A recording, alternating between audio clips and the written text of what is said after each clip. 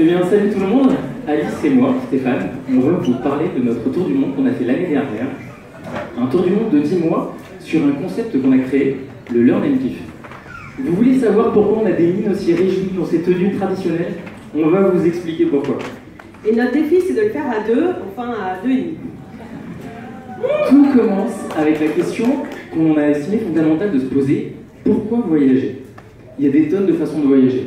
Et pour ça, il nous paraissait important qu'on se pose la question: qu'est-ce que nous voulions mettre dans ce voyage? Qu'est-ce que nous voulions vivre comme aventure?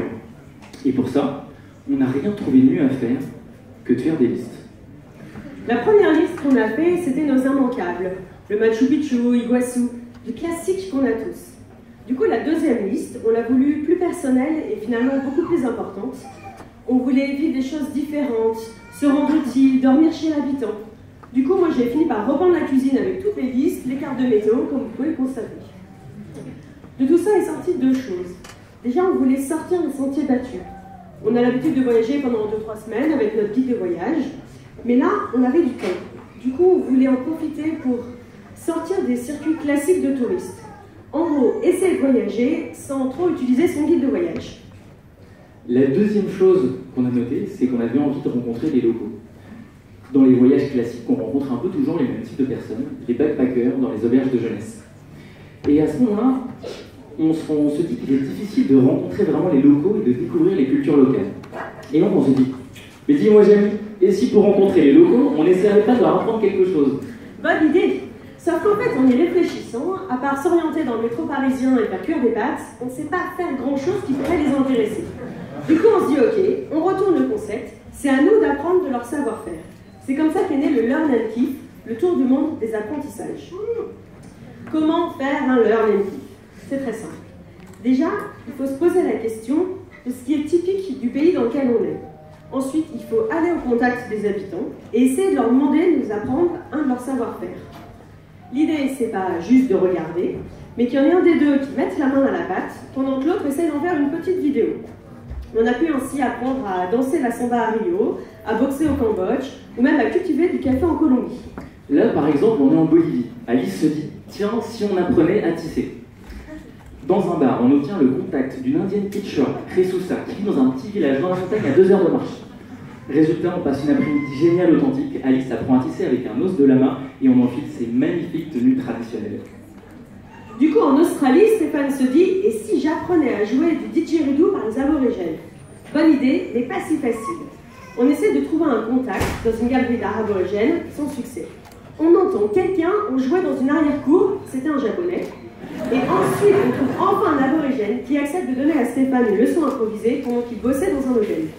Une autre façon de trouver les Learn and Kiff, c'est de se baser sur nos passions. Alice, c'est une fondue de surf. Résultat, quand on passe par Hawaï, on se dit: et si on essayait de trouver un shaper qui pourrait nous apprendre à fabriquer une planche? On envoie des tonnes de mails et à coup de bol, un super shaper nous ouvre les portes de son atelier pendant 2 heures. Alice était comme une gamine devant la Reine des Neiges. Ok, ma passion c'est le surf. La passion de Stéphane, c'est de rentrer des moutons, vous pouvez le voir à l'heure. On vient de rentrer le troupeau. C'était lors d'une expérience de vie communautaire au Pérou. En fait, on a partagé plusieurs jours avec une famille et notre Learn and Kiff, c'était de participer aux tâches du quotidien. On a appris à couper du bois, à filer de la laine, à pêcher sur le lac Titicaca et même à cuisiner le poisson. Enfin, quand on dit cuisiner, Alice a dû l'écailler alors qu'il était encore vivant et frétillant. Et le pire, c'est que c'était infâme et qu'on a dû manger ça avec le sourire devant la famille. Ben ouais, c'est aussi ça les Learn and Kiff. C'est des galères, des situations inattendues. Et sincèrement, c'est le piment du voyage. Et c'est ce qui fait les souvenirs les plus forts. Des galères comme ça, on en a 1000 à vous raconter. Comment tomber X fois en panne d'essence. Là, coup de bol devant la station d'essence très locale.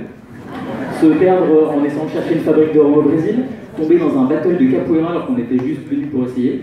Ou perdre sa carte bleue dans un stade de foot. Petite précision, Stéphane voulait faire un Learn and Kiff. J'apprends à supporter une équipe de foot bolivienne. Il en a perdu sa carte. C'était génial.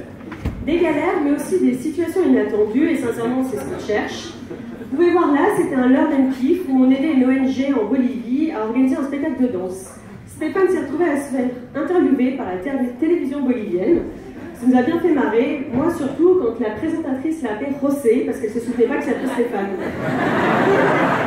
Qu'on arrive ou pas à faire nos apprentissages, au fond, c'est pas ça le plus important. Rien que la recherche du learning kiff, c'est une expérience en soi. Car pour le trouver, il faut aller vers les gens, provoquer les échanges, les discussions. C'est ça qui est important. Vous l'aurez compris, l'expérience du learning kiff est au moins aussi importante que l'apprentissage en lui-même. Et le kiff suprême du learning kiff, c'est de le partager. Avec les locaux, bien entendu, qui acceptent de nous apprendre leur savoir-faire et même d'être filmés, ce qui était un petit peu une de nos craintes au démarrage. Et ensuite avec nos proches, grâce aux petites vidéos qu'on poste sur YouTube. Apprendre à jouer de la flûte de Pan au Pérou a atteint plus de 10 000 vues récemment. On nous demande souvent le retour, comment ça s'est passé, pas évident, mais pas si difficile. Parce qu'en fait, on a l'impression d'être comblé de notre voyage, que ce concept de learn and kiff nous a vraiment permis de répondre au pourquoi voyager. Ça nous a poussé à voyager hors des sentiers battus, ça nous a permis de rencontrer des locaux et forcément, on a appris plein de choses.